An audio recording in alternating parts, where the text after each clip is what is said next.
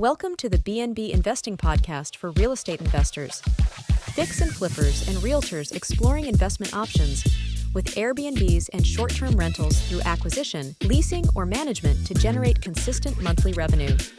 Join us for a chat with experienced and successful short-term rental investors to hear their story of how they got started and created wealth by building scalable businesses. We also explore various service providers and lenders that help make our businesses more efficient and maximize revenue in this awesome sharing economy. Welcome your host, Rich Monroe.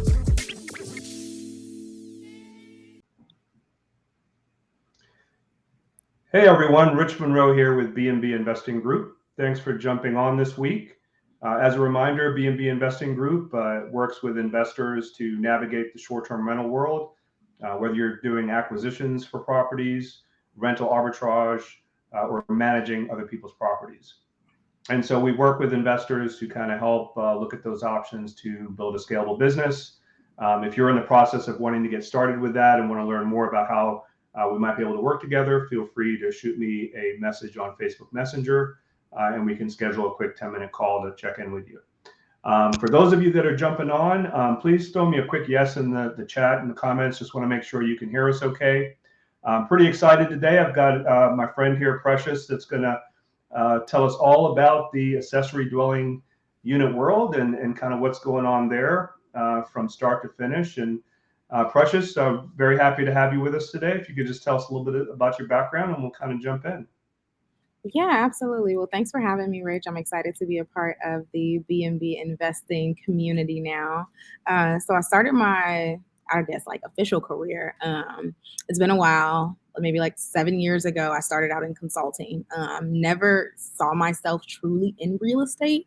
It was more so like I knew that I was eventually going to purchase a property. I knew, all the things that they tell us, right? Like real estate is one of the fastest ways, to build wealth, to gain wealth, especially here in America. So I ended up purchasing my first property, and it was really just like, I've checked it off the list. But when I did that, that was really the start or the beginning of me building a short-term rental business. So that is how my official start within the real estate industry specifically was via short-term rentals. So initially when I had moved to Atlanta about 5 years ago, I put my apartment on Airbnb because I believe 5 years ago is when the Super Bowl came to Atlanta. I don't know if anybody has been in Atlanta and remembers that, but the Super Bowl came to Atlanta. And I remember so many people, all of my friends were talking about I think I'm going to just rent a room. I'm going to throw my living room up. I'm going to throw my house up. And I realized just how much money was coming to the city, especially in terms of people looking for a place to lay their head to experience what is the Super Bowl. And it was basically just a matter of I want in on that cash. So I ended up putting the apartment that I had at the time on there. And then what happened was I received a note on my door from the apartment complex, because no one really asked permission, especially pre-pandemic. No one asked permission. They were like, hey, you can't do this. But luckily I had already Super Bowl had passed. I had already made the money and I had just continued to do it because I'm all right, this is paying my rent. And it got to a point where it's all right, this seems really restrictive, especially when the apartment came, because in my mind, I'm well, I pay rent, and if I'm not here because I'm traveling for work, I might as well rent it. But I knew that I couldn't do that. So luckily just on a side note, I don't know if you know, but Airbnb about a year ago rolled out a program that is basically having that be, an approved apartment list of places you could do that. You could go away and travel and still do it a short-term rental while you're not there. And so it's kind of becoming more of a known thing that's approved now in that world. Exactly. So yes, I do remember seeing that, which made it so much easier, because I recall the days when it's people were on Google Maps searching for the apartments that are Airbnb approved. So it was super interesting, but I did that. And luckily I was able to save a pretty penny before they actually shut me down, which then contributed to me putting a down payment on a house. Because in my mind, I thought, well, if I made this much money from renting a less than 700 square foot studio apartment, I can only imagine how much money I would make if I actually get an entire home, and now I can do what I will with it. It's just a better experience. Nice. So I ended up closing on that property, that very first property, which was super amazing. And for the most part, I'm still working this full-time consulting job. So in and out of the city. So I'm renting that house as well. And that was doing really, really good. And then COVID happened. And so it was about 6 months after I originally bought that property that COVID happened. And now I'm back in this house. This is a big house. At least in my head, it's like, okay, this is 3 bedrooms, 3 bathrooms. It's just me. I don't even have a dog. I don't have a husband. Like it was a lot being there by myself. So I'm like, all right, how can I make this situation work? Because now I was also back for the first time. And I would say at that point, it may have been like at least 8 to 10 months. I had to pay my monthly living expense, whether that's a rent or a mortgage. That was the first time in a while that I had to pay that. And to be quite honest, I did not like that experience because I had gotten used to the real estate paying for your living arrangements. So that's when I said, okay, how can I easily and safely at the time, because we know COVID was crazy in terms of the pandemic, how can I easily and safely get back to actually renting something out so that I can have extra income coming in and that can pay my living expense and I can kind of be a little more comfortable. And that is when I looked out of my kitchen window at that property. I was in the kitchen at the time when the thought came and I said, this backyard is huge. And if it's just me, this backyard can fit an entire, like it's another house. And this was also the time that, again, pandemic, a lot of people's lifestyle began to change. So we're seeing so many stories of people living in RVs or they're going tiny and building tiny homes and homesteads. And I said, okay, I think I can put a tiny house back there. I'm going to relocate into that house. And then at that point, I have like the house is on the same lot. So there's not going to be an extra expense. Like I'm going to be able to just go ahead and tap into the utilities. We can make this work. And then now I'm back there and I can safely and effectively rent this house and get rid of my living expense. Because honestly, and anytime I give talks like this, I always say, if you are looking to get into real estate, your number one goal at first needs to just be to get rid of your housing expense. That is the goal. However you do that, it's up to you, but get rid of your housing expense and it creates so much flexibility and freedom within your mind to think about other avenues to invest. Love it. After that, like after that thought, it was then just a matter of, all right, like that is going to be the way that I get back to the point of not having a housing expense for myself. So I started the process of researching and figuring out, okay, is this something that I can do? Like, is this a thing? Can I put this structure on my lot? And I had no idea, like even back then, I was still calling it a tiny house, which in essence, in a general sense it is. But when you are looking to put a structure like on a lot that already has a property that you already have, let's say a single family home, a duplex or whatever, the official term for it is accessory dwelling unit. And through my research is how I found out like, okay, I may not be able to just like throw a tiny house up anywhere, but I can put an accessory dwelling unit in my backyard, and there are certain parameters and restrictions that I have to fit around or stick within in order to make this happen and make it approved for the city. Long story short, 6 months later, we were able to start the build for this house. And I ended up going the route of converting a shed structure that I purchased from so it's a manufacturer in North Carolina, and they specifically build these sheds like it's similar to your Lowe's or Home Depot sheds, because I know those are super popular right now, especially as they've been coming about. But it's a little more intricate in that, like, they are built to live. They are not just built to store materials or sit in the backyard. They're built to live. So they come insulated. You can customize the windows and doors, all of that. So we started that build, went through a crazy process. And luckily for me, luckily I had the thought to document that process. So I documented the entire build that I had for my ADU, my accessory dwelling unit. And over the course of about 5 months, people were just able to watch what is the experience that I'm going through, from working with the city to working with contractors to actually getting this thing going. Because it's very easy to underestimate, since, well, I mean, it's just a tiny house. Like, it's like 300 square feet. What do you have to worry about?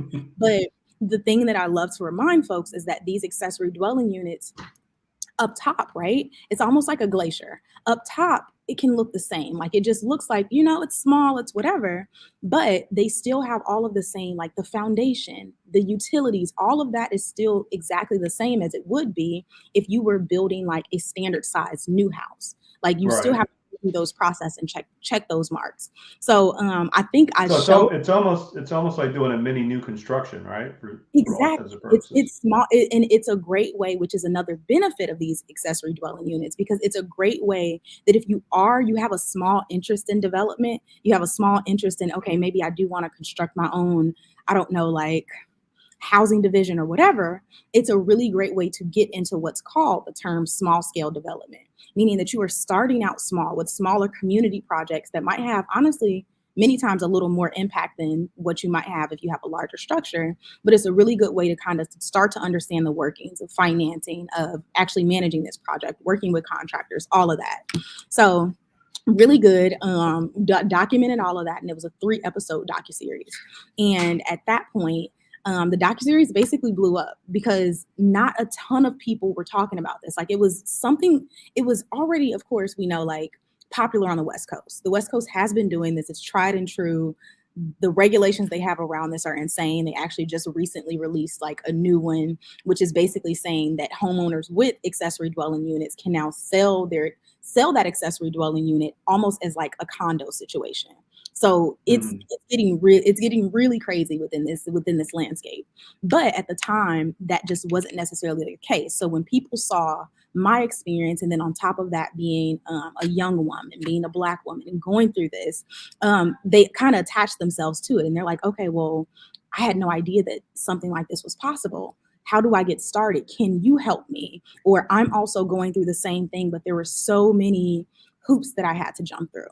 And that was really the start of GatherADU.com, which is what we have now, this technical solution that's helping homeowners to put accessory dwelling units on their properties. It was because we saw that no matter where you go, whether you are on the West Coast, whether you are in the Midwest, whether you are in the South, there is still a disparate and very complicated process around a homeowner who is wanting to do something like this. How can we make this easier? How can we bring more awareness? How can we educate homeowners in a way so that they can do this in a more streamlined way and not feeling overwhelmed with just, I don't even want to call permitting, because we all know how it's a dread knowing that you need to call the city for anything. Right. Well, I think your timing was pretty good. If I'm recalling the timeline correctly, I think the city of Atlanta basically opened up with certain zoning, and for residential, I think R4 and R5 for the approval to do accessory dwelling units, probably right around the time that you were doing yours, I would imagine, right?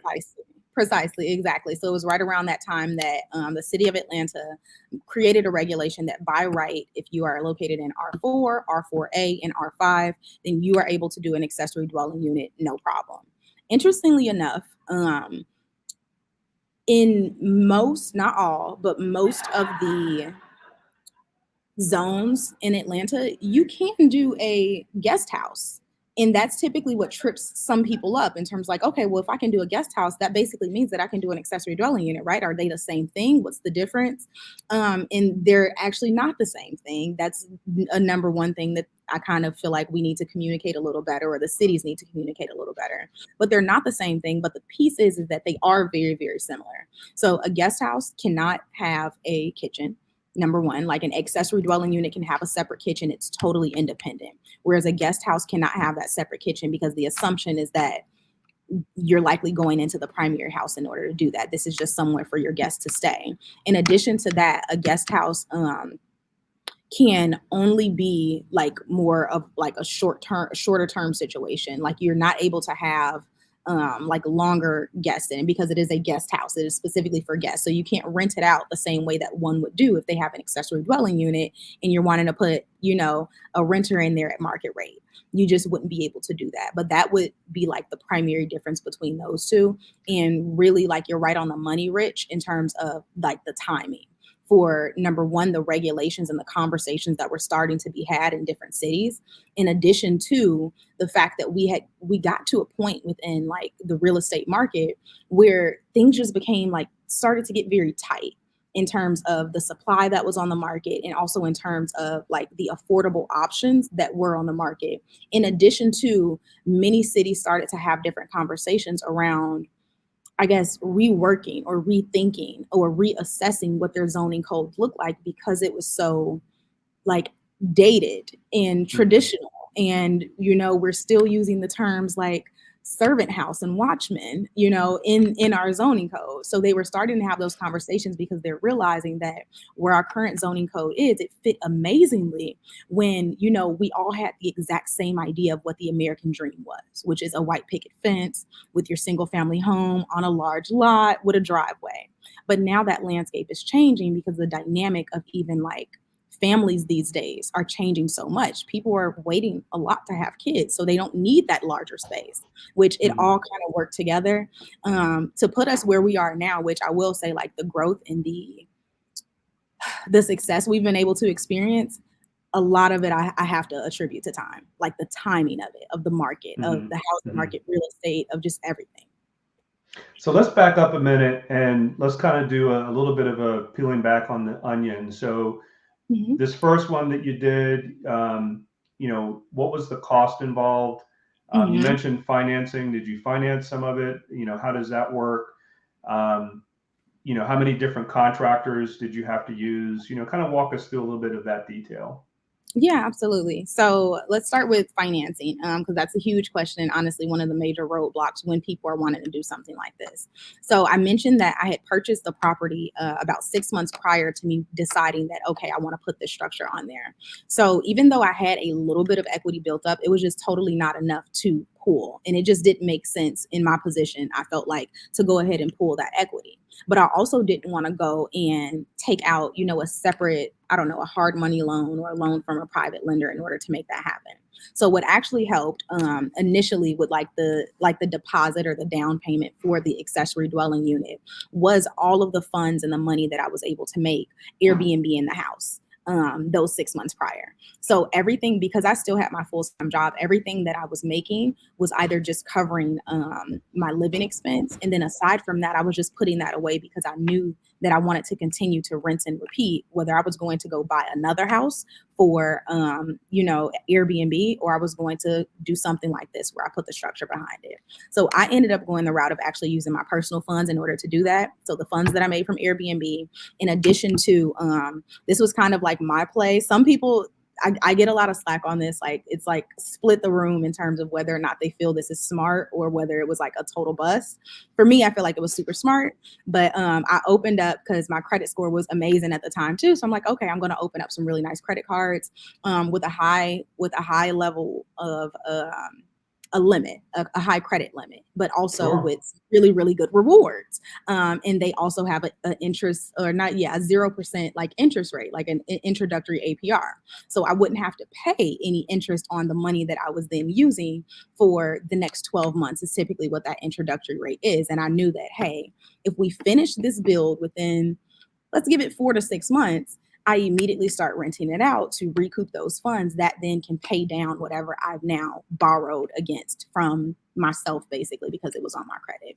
So that's how I ended up financing mine. And honestly, it did work out because I believe by month like 10 or 11 following completing the build and putting it on Airbnb and Furnished Finder and all of those, we had totally broke even, which when you look at the cost for me, because I went the route of converting a shed into a tiny house. And on top of that, I will say that this is pre all of the major logistical and manufacturing issues that happened, like the supply chain.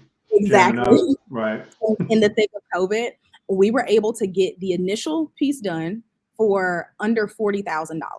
Now, I will say that afterwards, because you asked me how many contractors I had to work with, I went through 3 contractors, fired the first set of 2, like folks were doing things and it's like, this is my first development project. I'm getting scammed. They're not being honest. It was just a ton going on. So I went through 3 before I finally got on one that he actually completed that project. So including what the things that we had to fix and remediate from those first 2, you can tack on, I'd say about $10,000 to $12,000. So all in, I was still under about $60K, which for me that was like my top level budget. Because going in, I will totally say I underestimated. Like when I started drafting and researching, I'm like, all right, like I feel like I can do this with like $30,000 because the folks on YouTube are converting containers and creating whole communities. How, I have no idea, but because they were doing it so low, I'm like, all right, I think this could work. But one of the things that I've learned now, being in the thick of this and being in the thick of real estate is whatever budget you believe you have, Yeah. you should probably tack on at least 10 to 15 more percent, at least to be safe. Yeah, I say 20%. Just add 20% to it. Yeah, because there's always the shit happens that you don't think about. Contractors that don't do the right thing and so on.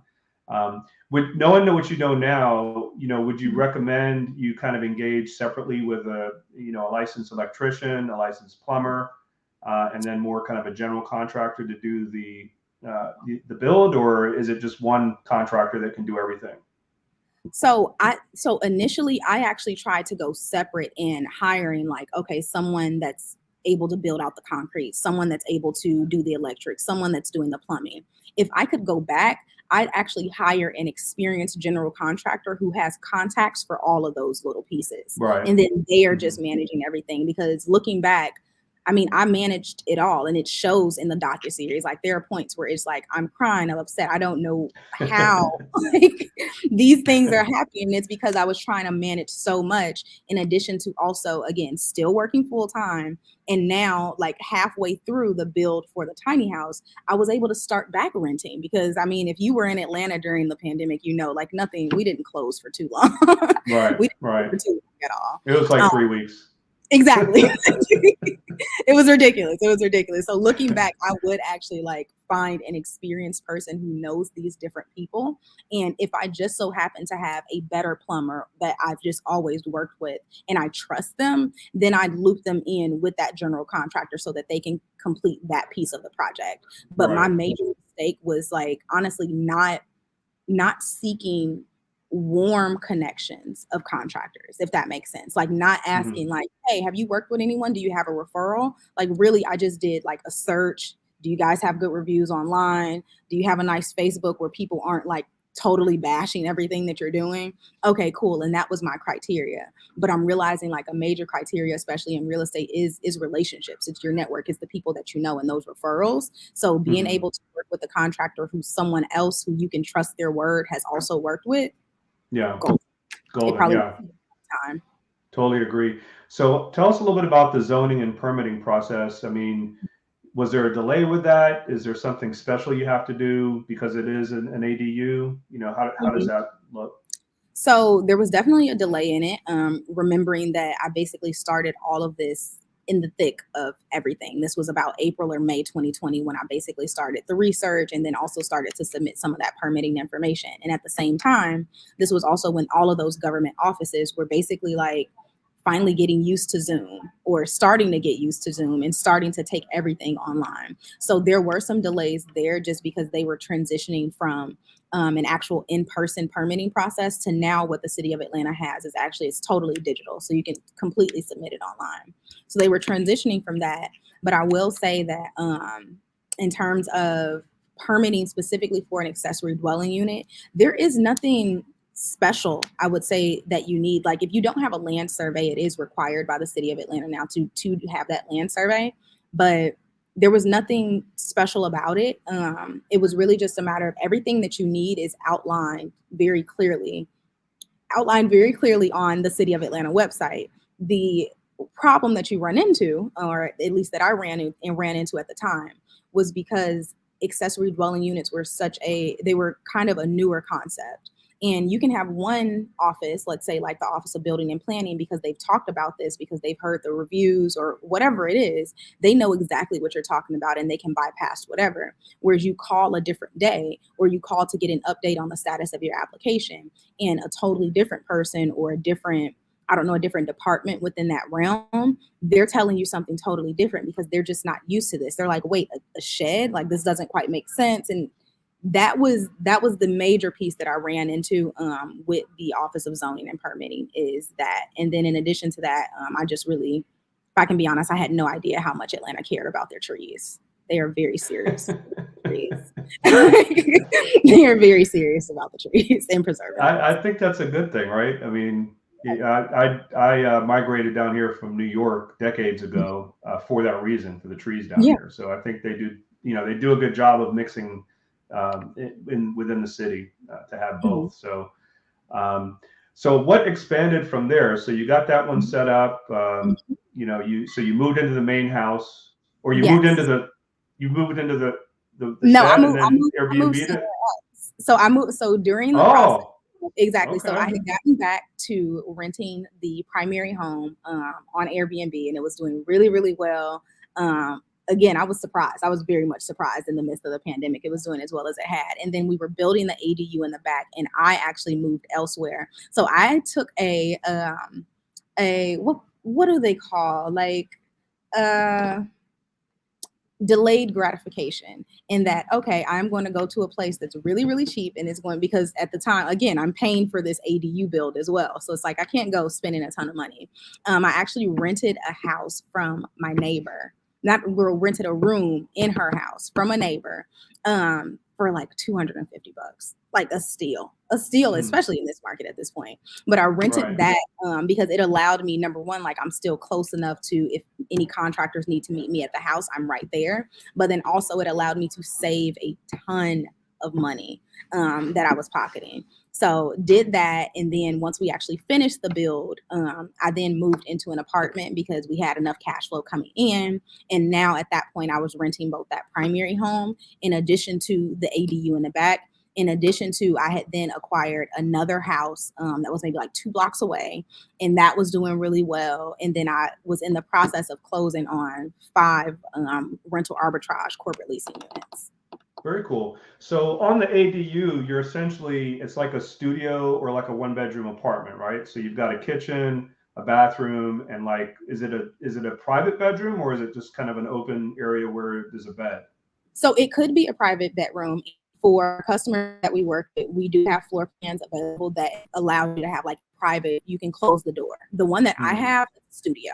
So the bed is totally open in the open living area. And then you do have kind of like a kitchen nook, a full kitchen, because something, when I was building and designing this, I'll be honest in that I had myself in mind. The only reason that I actually went ahead and just like skipped it and started renting it on a full-time basis is because of all of the mistakes with the contractors and all of the money that we had then started to lose. And I'm like, okay, I have to get this back. But yeah, so it has a full bathroom as well. The bathroom is separately, has a shower, toilet, flushing toilet. I like to clarify that. And a bathroom sink, not a and compost. what was so you just kind of tied into the main sewer system from the main house, basically. Yeah. Exactly, which makes it makes it a lot easier, because I do know that like it can be a little more complicated when you are on a property that is sitting on septic. Yeah. But being able to tap into like the city water was something that was super easy. Well, easy is relative, but it was Yeah. like pretty simple. And then on top of that, being able to tap into the electric for the main house too. So because I Okay. was planning on being in there, I actually did not separately meter it, but you totally can if you would like to, especially for those Right. folks that are like, hey, I want to rent this out. For sure. And so Mhm. what was the square footage on the first one you did? Yes. The square footage of my ADU is 297 square feet, and that includes the front porch. Wow. So less than 300 square feet. And 200. what was your average nightly rate? Mm, I would say like 115, but there were I specifically recall days where it's like I could totally jump it up on like a day, maybe like the Braves were playing, there's a nice sports game, or it's a holiday. The highest I Hmm. think I had charged for one night in the ADU was like 260. That was the highest, and I still feel like I could have Nice. went higher. I still feel What like I was could. what was the size of the bed? Queen or full? Queen, queen. And so did you get a lot of like, I mean, I'm sure the listing had the space for two people. Was Mhm. it mostly one person that would book it, or would you get a lot of people that were two people? I would say it was half and half, like couples and Okay. just folks that are like single. They might be in town for work, or they're just wanting to experience like a tiny house. Yeah. Yeah. Okay, cool. All right. And so um, I'm seeing a question in the comments. Guys, throw some questions out there. We're going to go for about another 10 minutes. And if there's anything that you have for questions, we're going to handle that towards the end of the session. So feel free to throw any questions you guys might have, and we'll try to get to those here pretty quickly. So walk me through what happened next. You know, you've got all these corporate listings, you've kind of got all these short-term rentals going, and where was the light bulb moment that said, you know what, I'm going to show other people how to do this? Oh gosh, I mean, I would say that started to happen. That happened. It was at the onset of when I started the ADU build that I said I'm going to show other people how to do this, because I do specifically remember at the time, I recall end of 2019, I was renting that primary home, and I've always been someone to like, I build in public. Like, you're going to know, like, when I'm pivoting, when I'm building, what area I'm in or what have you. So many people were already following me because they saw and they knew that I was doing Airbnb as a side hustle. So they wanted to already know, like, okay, how can I get started? What can I do? And that year that we had started, like right at the tail end of that year that we started the ADU build, I recall from just one of my properties, I had made about $50,000 that year. And that was like a big piece that kind of I used. Again, I have a background in marketing, that I really used that to then push the platform that I created to start teaching short-term rentals and all of that, which was and is Airbnb Money. Gosh, yeah, Airbnb Money was amazing. I would say primarily built on Instagram, but then also YouTube. It was like more of like a community-based business. So we had a complete mentorship. I released an ebook around it. There were different monthly webinars that we do, like super, super amazing. And really like the differentiator that it was for me was, okay, we're not just teaching you, like, I'm not helping you to build an Airbnb business. We are building a short-term rental business, and you're actually like learning the underlying business principles around this, setting up your LLC and doing everything that you need to do, actually getting and setting up a team as well, so that you can get what you really want out of this, which is the freedom. Because I'm sure you know, Rich, but like Airbnb can very quickly become just another job, like and another job where you're working even more than you were working in the 9 to 5 that you had. So that happened, and I had started to teach people. And then once the tiny house actually launched, and I did an entire campaign around that, released the docuseries, that's when more folks started to come to me for like consultations around accessory dwelling units specifically. And in the midst of those conversations, like so many folks were requesting it, to where I'm like, all right, we can set up a portal, we can start doing these conversations.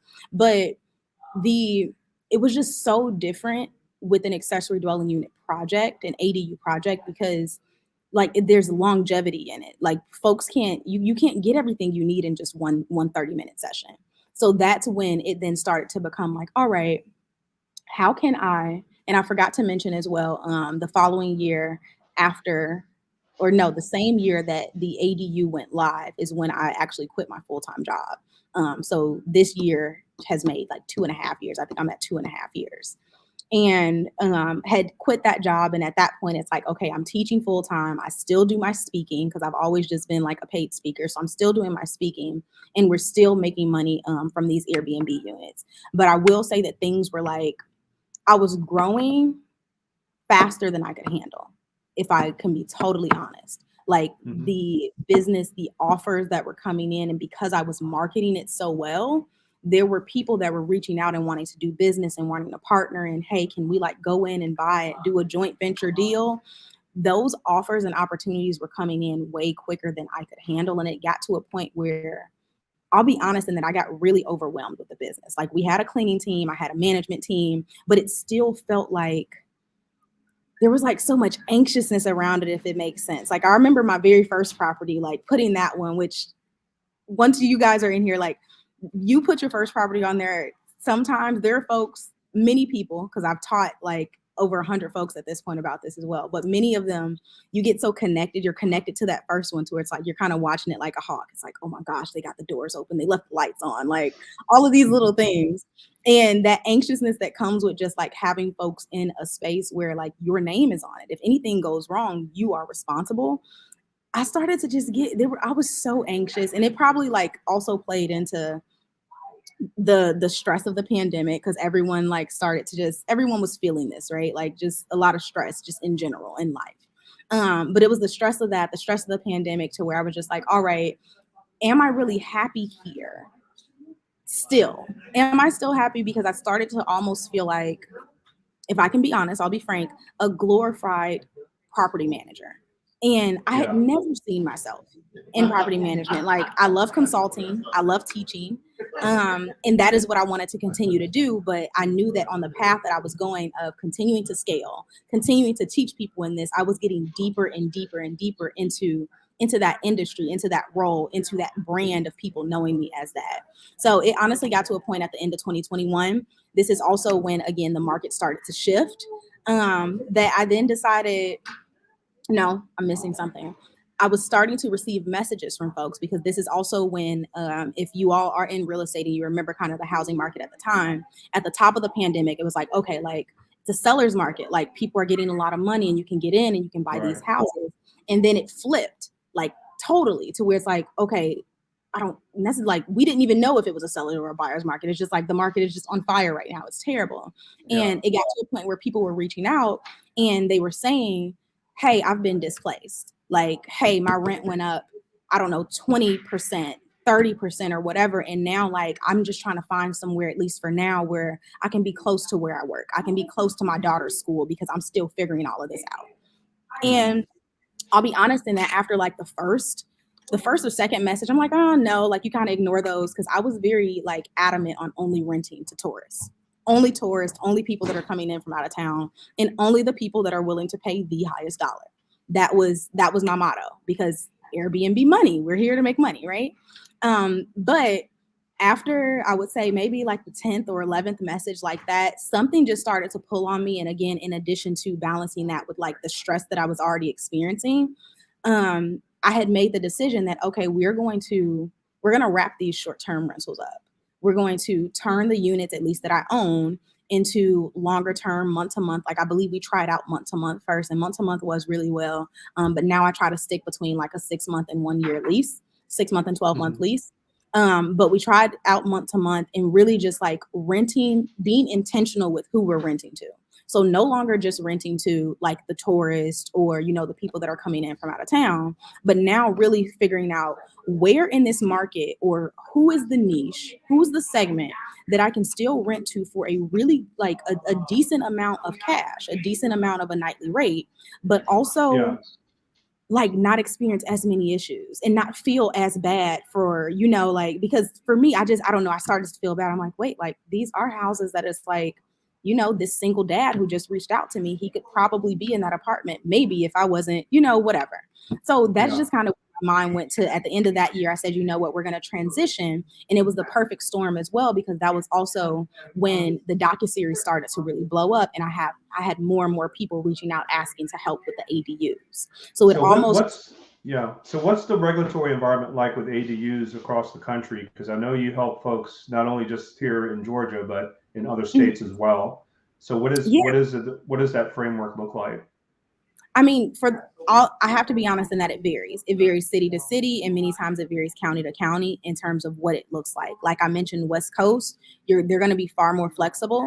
The one thing that is common across wherever you go, each state, is that they are having conversations around this. It's just a matter of where along that timeline are they in the conversation.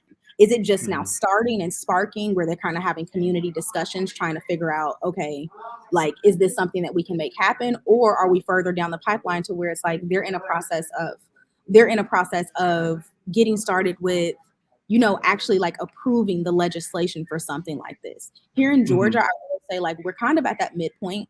Like, there are at least like major cities like city of Atlanta. I know DeKalb County as well is one of the places, or honestly a couple of places, but one of the places that definitely you can do an accessory dwelling unit. But then at that point, it really all depends on like how their regulations are lining up in terms of how you can do that. So in the city of Atlanta, like, you can only do detached units, whereas many people don't realize accessory dwelling units, they can be detached, meaning like I have in my backyard. They can be attached, meaning, you know, it's you're adding on a separate structure or, you know, livable space. It can be in the garage, it can be in the basement, what have you. But ADU is like a comprehensive term for just another accessory space that you have on that property.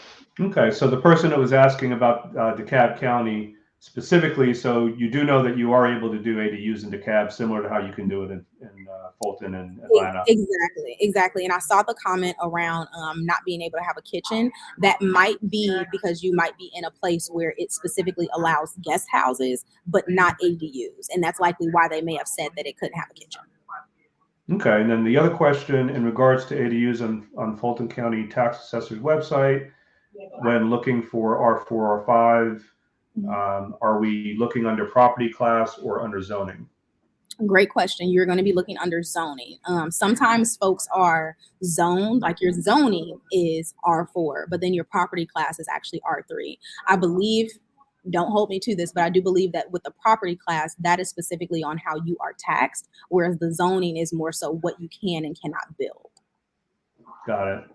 All right. And then how do we know which states you can help out in? A lot of our members are kind of across the country, mostly in the Southeast, but are there certain states that you focus on right now where you can help folks get started with ADUs?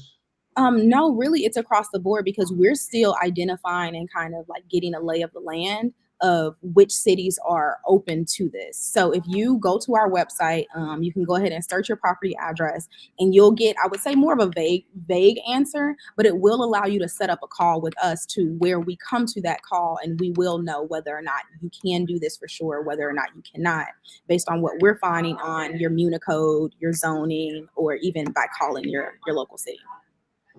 All right. And then as we're getting close to closing down here, how do you guys actually, help clients when you engage? Obviously you've got a lot of experience and you've done this multiple times. What just high level kind of what steps along the way are you helping us with?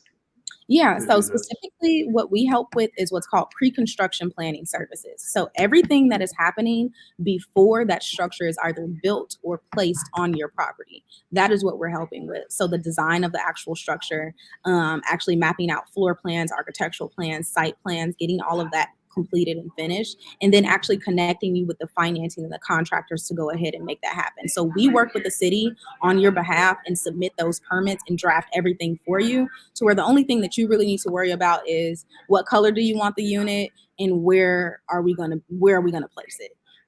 So that's how we do it. And then we have our service fee, and which honestly, depending on where you are, it could range anywhere from about like $3,500 to maybe $5,000. I would say that 5,000 mark is really on more of like the West Coast. Got it. All right. Well, I'll put your website in the comments on this, so folks that are watching this now can get access to it, and folks that are going to watch the replay. So Precious, I know we're kind of closing it down, so I really appreciate you taking the time today. I'd love to invite you back and kind of do a little bit of a deeper dive, step by step. When we've got some more time, we definitely can try to do that. But yeah, thanks so much for taking the time, and thanks everybody for watching this week. B&B Investing Group helps investors that want to scale a short-term rental business, and so feel free to reach out to me if that's something of interest and you're ready to take action now. And so, Precious, once again, thank you so much, and take care. Thanks for coming. Thanks everybody. Take care.